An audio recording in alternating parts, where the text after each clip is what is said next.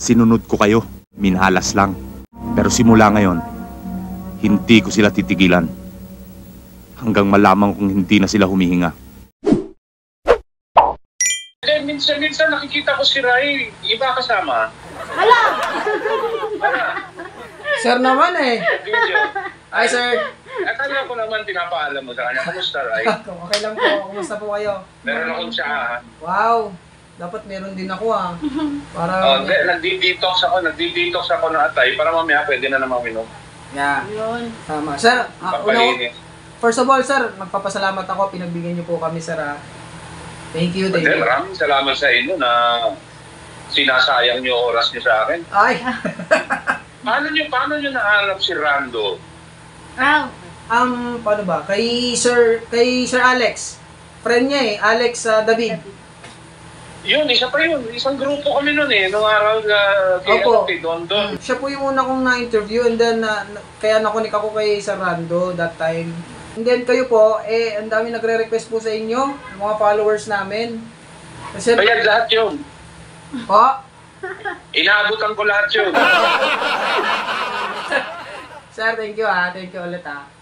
Thank you sa inyo. Sir, unang-una po, paano ba to? Oh. Kasi yung tema... Sige, tayo walang ano ha. Walang ano ha, basta nilalabas natin yung kailangan ilabas ha. Ayos yan. Wala tayong pakialam sa mundo ha. Yan ang gusto ko. Yun. Wala tayong tinatago. Wala tayong pinifilter. Yung bawal-bawal. Okay, magandang araw sa inyong lahat mga dre. Ito na yung pinakahihintay nyo, no? Sa wakas napagbigyan tayo ng ating panauhin ngayong araw na ito na matagal nyo nang re-request. Isa po siya sa most requested sa ating comment section. Hindi ko na patatagalin mga dre. Dating professional basketball player, aktor, veteranong aktor, at syempre businessman. Walang iba kundi si Sir Mike Gayoso. Hello, Sir Mike. Hello. Good evening. Hello. Yes, gabi na. Kanina dapat alas 2 ko, pero may date yata kayo ng misis mo, kaya naintindihan ko naman yan. Sir, anyway, good afternoon to everybody. Good evening to everybody. Yes, good evening. Sir, unang-una, ako po yung nagpapasalamat ulit, no? Dahil napagbigyan niyo po kami, napaglaanan niyo kami ng oras ninyo, no? Pasensya na, sir, sa abala. Thank you sa inyo na you're wasting your time on me. Oh, hindi po, mag-enjoy tayo ngayon. Para, sir, mapagbigyan natin yung ating mga followers, gusto kasi nilang mas makilala pa kayo ng lubusan. School days, yung basketball. Okay. School days. Okay, school days, I and my brother, kilala niyo naman si JV, no? Ano yun, kapatid ko yun dati, ngayon di na sikat eh. Nung sikat siya, kapatid ko yun. Anyway, so ngayon, we grew up in the Ateneo. Sa Katipunan, nakatira kami sa Merville, sa Paranaque. And at that time, alam niyo yung Ateneo, alam niyo yung Merville, di ba? Yes. Okay, susunduin kami ng school bus sa Merville, 6:15 ng umaga. Bago mag-alas 7, nasa Ateneo na kami. Ganun kabilis ang biyahe. Wala pang overpass nun. Wala pa, no? Wala pa traffic. Wala pa. Ang bilis pa ng biyahe. Anyway, nandun kami. We were playing. Actually, ang original sport namin was football, soccer. Then we switched to basketball at the later years. And then we played for LaSalle, kami ni Jay in 85. Na-recruit kami doon. Ito po ba influensya ng father niyo, sir? I guess it was my father, my lolo, everybody played it. So, my lolo and my mother's side. So, I guess sports was really in our blood. We would do everything. Baseball. Nagmo-motocross pa kami nung bata kami. Ang kasama namin na yung mga sikat ngayon, sila Joby Saulog. Mapapipitsugin pa yung mga yan, karayot na namin sila, lumire-diretso sila, kami na nalihis na punta sa ball sports. Sa basketball talaga kayo na linya? Na linya, yes. For a while, we focused on that. Well, Jay obviously focused because he went to the pros, no? Ako personally, I enjoyed playing. It was not my dream, personally. I was really, nandyan ako, daming babae, libre pag-aaral, hindi syempre you take advantage of that, but it was not really my dream. Hindi, actually, ngayon na lang ako nagka-dream na just to be happy. Dati gala ako I would do anything. Ano lang nalagay sa akin, halika, tirahin natin yung ganun. My father, he studied grade school, high school sa Letran. He basketball star sa Letran yan, sa juniors. And then na-recruit ng Ateneo. His first game, this was according to his peers, when he played in Ateneo, binubu siya sa Rizal Memorial. Yun, and then he did not pursue a professional or media career. He played siguro, I think, a year or two nag-coach sa Ateneo, pero he pursued business talaga, negosyo siya. Trivia. Barkada niya during the college days, si Tito Paquito, Tito Romy, at si Tito Romy. Okay. Tito Romy and Tito Romy. Magbabarkada yan nung college. Right. Kaya, anyway, baka lumipas mamaya yung story. Okay. Ngayon alam ko na kung paano kayo na-connect sa pelikula. Ay, malayo. Malayo. Talaga? Malayo. Okay. Ano lang, sige. Later on, mapupunta tayo dyan, sir. No? Yeah. Si Sir JV obviously nagpatuloy sa basketball as a pro, di ba po? How about you, sir? Anong pinagkaabalahan nyo that time? What was I doing? Okay. After basketball, kasi also while I was playing for LaSalle and Magnolia, I was modeling. I was a ramp model. Yes. Under sila. Panahon nila Imelda noon so fashion shows were really very big. Mm-hmm. I would travel to the States to do shows. I would travel around Asia to do shows. Kaya medyo na-lace talaga yung utak ko sa basketball. Yun yung sinasabi ko ang dami kong ginagawa. Kami nga yung nag-umpisa, yung grupo namin, I don't know if it makes any relevance, yung PMAP, yung Professional Models Association of the Philippines, na inumpisa namin sometime in the 80s. Until now, malakas pa naman. Yes. Ewan ko kung anyway, so doon. And then, syempre, as a model, nakikita ka ng mga showbiz people. Kasi maliit lang naman doon. Kasama ko sila Edu, kasama ko sila Miguel Rodriguez, yung mga yan. So doon ako nasilip ni Douglas. Okay. Pero hindi mo na ako nilapitan noong 86 kasi alam niya, stricto tatay ko. Hindi naman totoong stricto tatay ko, but akala niya stricto na basketball talaga kami. Nang isip niya, doon lang kayo, hindi siya parang malayong mapunta kayo sa pelikula ng father nyo. Kaya siguro hindi kayo inalok. Yes, exactly his words. Because nung namatay tatay ko in 1991, nag-meet na kami ni Douglas, sinet up na yung meeting namin. At yun ang sinabi niya sa akin. Opo. So, kasi sinabi ko, Dogs, barkada ko sila Goma na. Sila Goma, sila dyan, si Joe.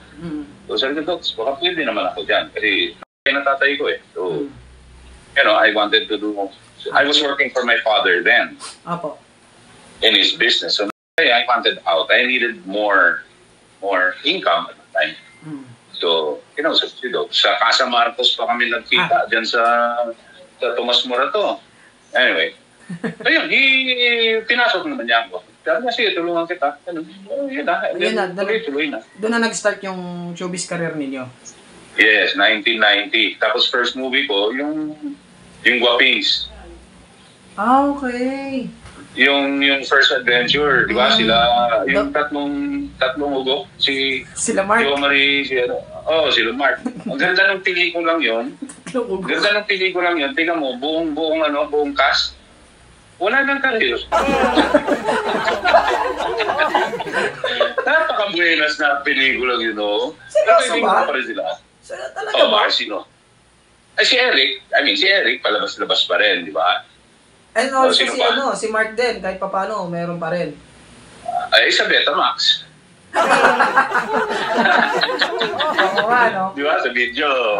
Hindi naman sana.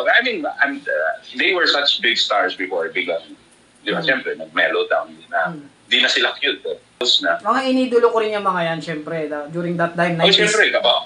90s yan. Kaidal mo rin yan Okay, sir, bukod dun sa pera, sa pagpasok sa, siyempre, kailangan ng financial, ganito, ganyan. Yeah. Yung pagpasok ba sa showbiz, hilig nyo rin talaga? Okay. Sabi natin, walang bulahan, money trip ako nung una. Okay. And then there came a point na ang dami kong basurang ginawang pelikula. Yung talagang wala kang kwentang pelikula. Kahit ako, ayokong panoorin na, and then I decided, since nandito na ako, seryosohin ko na to. Okay. That's when I started choosing na yung, teka, ayoko niyan. Siyempre, sino naman ako para mamili, di ba? Hindi naman ako, Nagagalit siyempre yung matandang China, si Mother, ayaw mo. Una-una, tagal niya magbayad.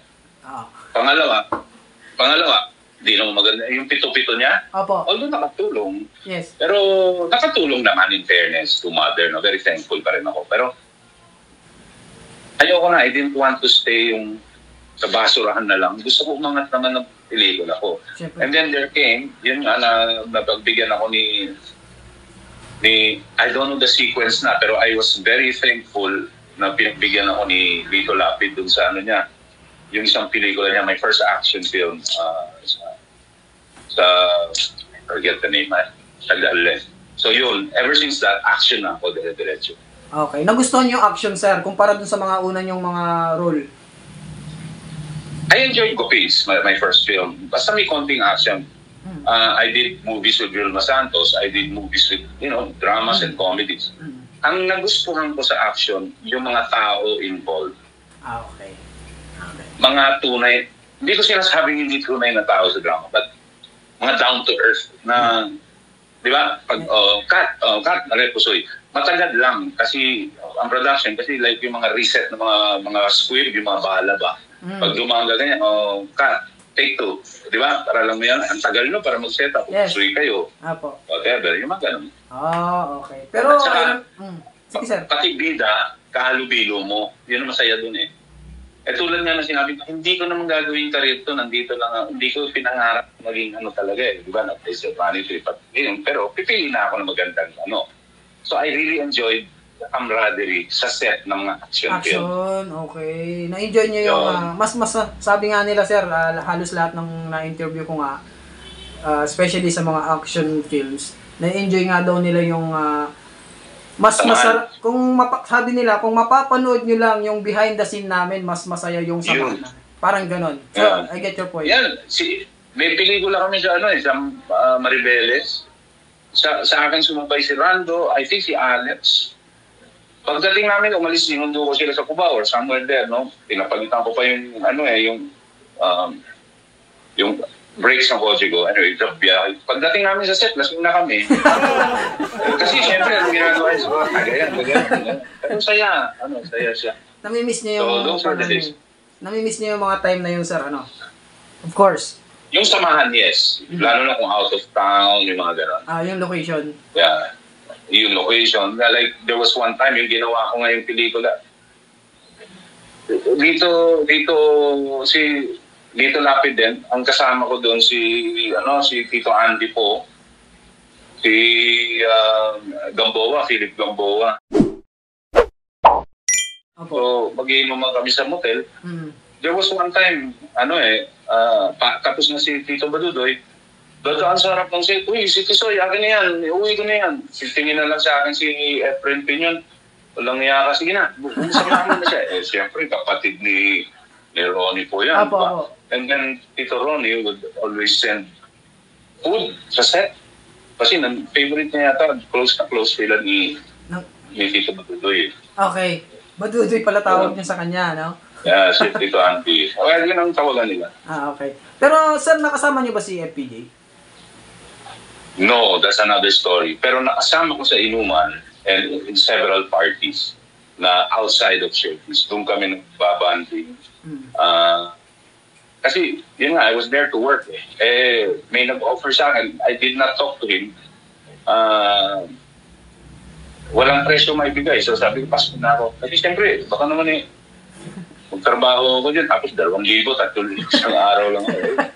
I didn't want to offend him. So sabi ko, hindi ako pwede. Ganun. Okay. But sa bahay ni Ipe. Kasi Ipe and I, we almost grew up together. Mas matanda si Ipe, Opo. We grew up together. We would makakalaban namin sa Merville yung FPJ guys.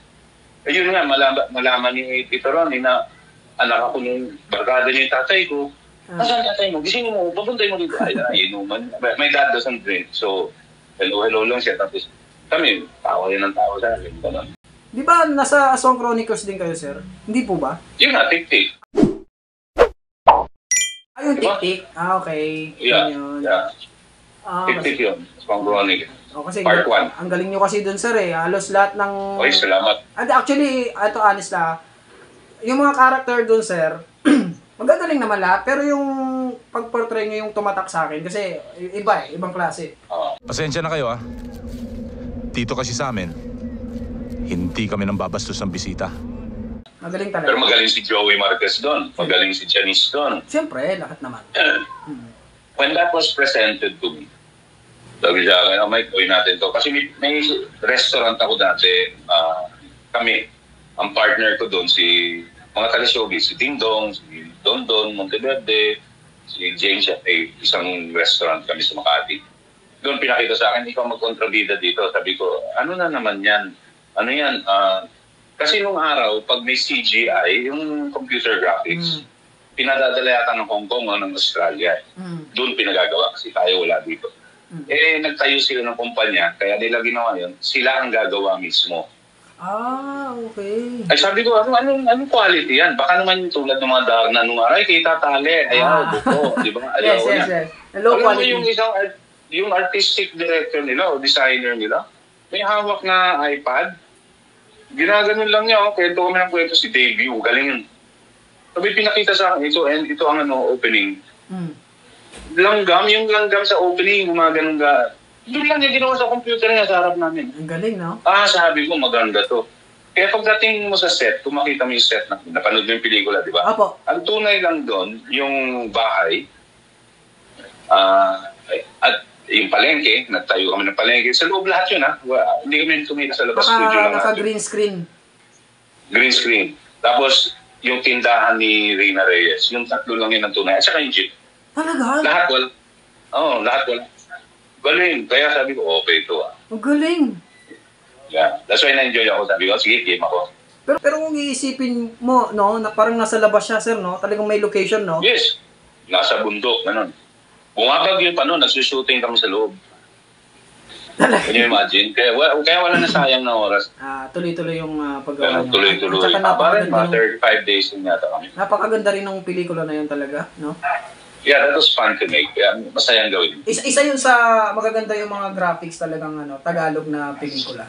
Pinoy movies. Isa talaga yun. And I think yun nga, it was the first time the whole movie, yung graphics dito ginawa sa atin. Aside doon sa Tik-Tik, sir, I'm sure meron kayong memorable na pelikulang, pinaka-paboritong pelikula na nagawa ninyo.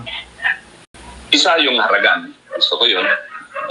Kami ni Monsoor. Sabi, Mike, nanominate ka sa film festival. Sabi ko, gago, lahat naman nanominate. So, basta kasama ka sa festival, nominated ko, di ba? Pero magandang pelikula. Gustuhan ko yun kay Efren Pinion din yun. Tapos yung meron akong pelikula kay Ace. Kay Alas, kay Ace Ferrer. Ako, kontrabida nilang dalawa ni Monsoor. Ikaw pala si Samuel. Magaling ka, bata. Ang girl nila yata, si Aiko. Kay Lito, dami namin ginawa na, at saka kay The Boy. The Boy also gave me a chance. Limang pelikula yata ako kay The Boy. Ganun? Marami rin pala, no? Yeah. The Boy, no? Dami. Nung nakita ako ni The Boy sa, sa Guapins. Diba? Kasi si Mark, anak niya. Nandun siya sa premiere. Apo. Nakita niya ako, sino yan? Tapos tinuro ako. Sinabi ko kay mother, gamitin ko yan ganyan. Pero nauna si Lito, kumuha sa akin. At kumusta naman katrabaho si Rudy Fernandez, sir? Okay, si The best. Kumusta yung fight scene nyo dyan? Kayo po ba, sir, nag-aral din kayo ng Hindi Talaga? Hindi, pwede namang i-arte lahat yan. Pero baril, I didn't take lessons, pero nagpaturo ako ng tamang hawak, tamang kasi pangit naman, kontrabida ka, hindi ka marunong mawak ng baril. Hindi ka at home sa baril. Tama. Yung gano'n. Kahit pa paano, sir. So, yun lang. Pero sa, pwede may cut to cut yan. Marami naman daya. Yun. Sino yung mga closest friends nyo sa pelikula? Marami akong close friends. Of course, I haven't seen them habang tumatanda. Sila ang main group ko dati, yan, sila Goma, sila Joey, grupo namin nila, si John Estrada. Si John Estrada kasi kakababalan pa lang niya ng bangka, galing Basilan. Nakilala ko na siya eh. Hindi pa siya, bagong salta pa lang siya eh. Naging kaibigan ko na yan. May movie kayong gagawin nun, sir?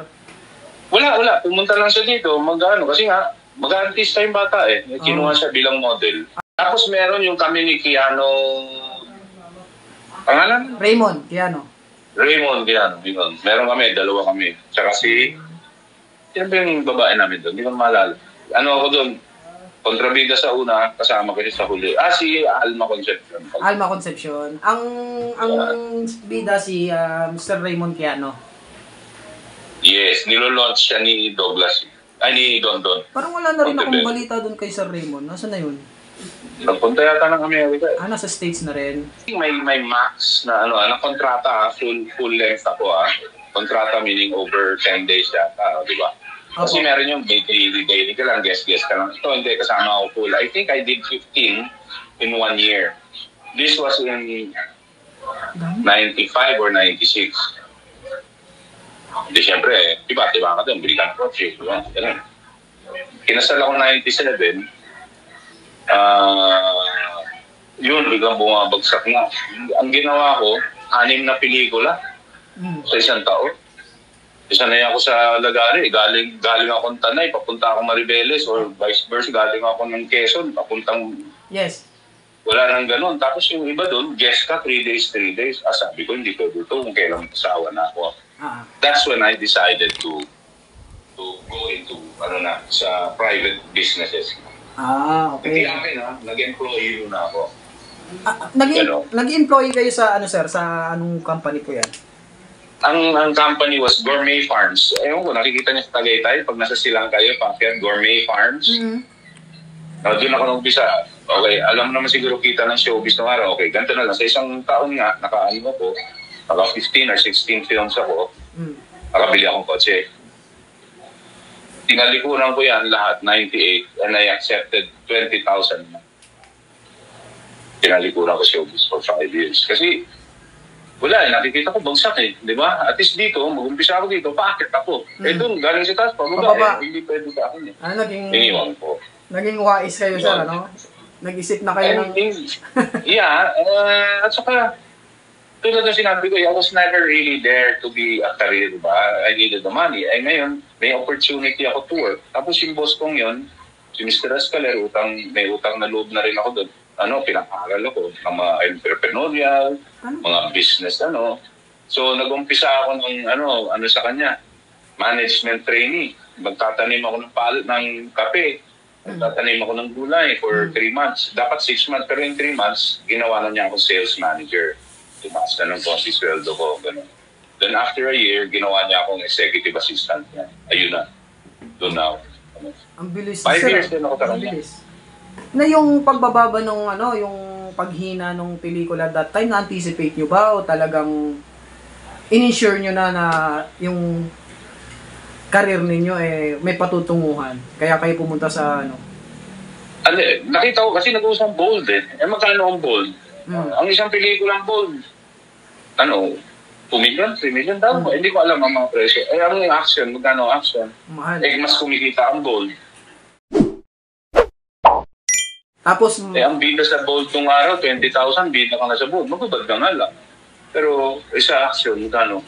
Tama. Yun ang kwento sa akin. Yun ang nakikita ko. Kasi siyempre, hindi naman ako privy to those negotiations. At saka sabi nila, mababa lang talaga ang kapital sa bold kumpara sa action. Siyempre, magubad ka lang. Kita ka na Tanong mo si Mark. Sir Mark. Ayan. Mark. Love you, Mark. Tuluyan nyo ng, tinalikuran yung showbiz? Hindi, paminsan-minsan lumalabas ako nun. After kasi I was 5 years with Gourmet, lumipat ako sa ibang kumpanya. I needed to grow na. Kumbaga, nasaturate ko na, dito naman ako. Na may nagawa rin ako mga TV, yung mga Captain Barbell, Carmela, sa Channel 7. Opo. Yun, tulad ng Captain Barbell, humaba yun laki yun yung kay Richard, di ba? Yung kay Gutierrez. Humaba yun, nakikita mo. Pero yun nga ang showbiz malaki kitain mo, sabihin mo na para lang yung numero. O dito sa 3 months mo o 6 months mo, kumita ka ng 700,000. Sabihin mo na. Tapos wala kang gagawin sa isang taon, di ubos din yun. Tama. Tama ba? Mas gusto ko nang kumita ng 100,000 isang buwan, pero tuloy-tuloy. Tuloy-tuloy. Tama. Yun. And then, so, actually, sir, that's what I decided. Yun yung common misconception minsan ng mga tao na porket artista ka, ay stable na yung trabaho mo, yung kita mo. Alam mo, Ray, ang nakita ko kasi, hindi lang siya, pati sa mga modelo. Kasi kahit pa paano easy money ang modeling. Opo. Yung sa isang gabi, meron kang 10,000 sa isang gabi. Kung araw-araw, yung panahon ni Imelda, social pa Pilipinas nung panahon ni Imelda eh. Ngayon, hindi ko alam kung balita ko, mga modelo pang bago nagbabayad sa designer para lang sila lumabas. Hindi ko alam gaano katotoo yun. Mga wannabe models talaga. Yes. Mga legit, hindi ko baran. Anyway, ang nakita ko sa kanila, dahil sikat sila, isa, tapos ito kinita nila, hindi nila kayang tumanggap ng bababa. Kasi marami dyan, mas gusto nilang magutom sila. Kaysa sumali sa isang call center kung marunong ka nang magsalita. Tama. Bakit? Dahil magkano ba sa call center? 20K? Pinahiya niyo yun? Mas nakakaya wala kang kinakain. Correct. Diba? Ngayon, iba yung may minamana ka, may minana kang paupahan, iba yan. Diba? May mga ganun naman na swerte. Yung ibang wala. Karamihan wala. Diba? Ang gagawin niya, iiyak kayo ng TV na tulong, ganyan. Mahirap eh. Yan yung diba? Yan yung medyo masakit na katotohanan talaga sa showbiz, no. Actually, marami na rin akong nakilala ganyan, sir. Hindi naman lahat, sorry, pero katotohanan nito na marami talagang ngayon, maganda yung kita nila noon, pero ngayon sobrang totoo yan. And then, kumikita ka ng, sabihin mo ng 30,000 a day ka dati nung kasikatan.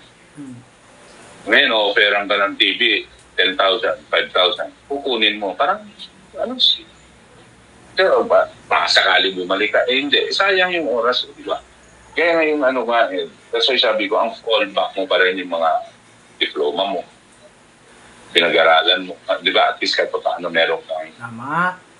Kahit tinapos, technical, whatever. Basta meron kang certificate, diploma, whatever. Magagamit mo yan eh. Kasi yung discipline nun, yun ang makikita ng mga empleyado mo, na mga employer mo na may disiplinado to, pwede to, subukan natin. Correct. Ang ganda nun ha. Yung mga kabataan na nanonood dyan ha, makinig kayo kay Sir Mike. No, but it's true. Totoo. No, ako naman, samba lang kasi wala akong hilig. Napadala ako sa Amerika dahil may show nga si Imelda. Sabi ko, maiwan muna ako dito, tapusin ko yung pag-aaral ko. Doon ako nag-aaral. Pwede meron ako certificate, meron ako diploma sa computer. Hindi ko naman ginagamit. Pero meron ako. Yes. Kumbaga, backup mo yan eh. Sandata mo yan eh. Di ba, sir? Yes, backup na. Ay yung, hindi lang artista, mga basketball player, di ba? Dami ko rin kilala yan. Kung hindi ka naging coach ng PBA, or ng UAAP, magkano lang kita ng coach? Kung hindi naman lahat ng basketball player nagiging superstar. 20% lang sa ilang player, 300 siguro.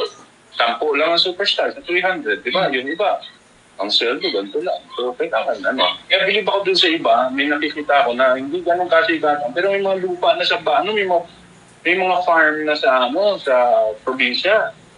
Yung palaistaan, yan ang magaling, di ba? Magaling nun. Kahit ako, bilib ako sa mga yun. Kita ko dun, wala akong ganun. Kita ko eh. Di ba? Kumusta ba ang nyo ngayon, sir? Di ba po, nasa business kayo ngayon? Ano bang business? No, right now, I'm in between. Ang huling, kasi I worked in hotels after nung gourmet, after Shopify. I worked in hotels, I manage hotels, no? So 1 year na akong I left Cebu. I was based in Cagayan de Oro for 6 years, 7 years. Isang hotel doon at saka isang country club, golf club. Tapos nalipat ako ng Cebu. 2 hotel hinawakan ko doon. Then now I've been here a year. So I still don't know my next move. Darating na lang yan. Babalitaan kita. Yun. Na nandito na ako sa ano. Pero yung showbiz, hindi nyo pa siya totally tinalikuran. Basta may offer, go. Yeah, no. Basta may offer na, okay, hindi namang, yung challenging naman. You know, like yung kung pareho pa rin na naka-jacket ka, naka-long sleeve ka, yun. Bigyan, di ba? Sabi ko sa'yo, ultimate dream ko, maging makasama sa Godfather 4 eh. Wala naman, posible naman.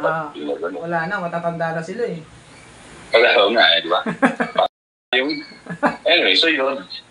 So, yeah, I never said goodbye to showbiz. Wala naman nag-goodbye to showbiz, kinukuha naman sila ulit. Yes. Yun nga lang, if the role is right, the price is right. Paligyan nyo ba, babalik pa yung sigla ng showbiz? Kagaya nung before? Time ninyo? Actually, personally, me now, personally. Apo. Mas maganda ang mga ano ngayon, yung mga drama and yung mga girly movies now. Yes. Nasa Netflix, pinapanood ng mga upper class ngayon. Nung araw, hindi naman nanonood yung mga upper class. Correct. Eh, nasa Netflix, pinapanood nila. These young directors, magagaling. I don't know. Open-minded sila, sir. Open-minded. Oo, at saka iba na yung dating. Talaga nag-aral. Maybe sabihin nyo, I don't know. Basta magagaling. Their shots are pinag-aralan, hindi yung tulad dati. Yung, alam mo yung Bangis? Yes. Yung pelikula namin Bangis, Apo. naalala mo? Apo. Mansur, di ba? Yes, yes. Eh yung dialogue namin, nasa Palara yan eh. Nasa office kami ni Don, sabi ni Philip ko, we shoot, Bangis ito, you say this, you say this. So kinabukasan, takbo kami bataan, shoot. Huwag kalimutan mag-subscribe. Paalam.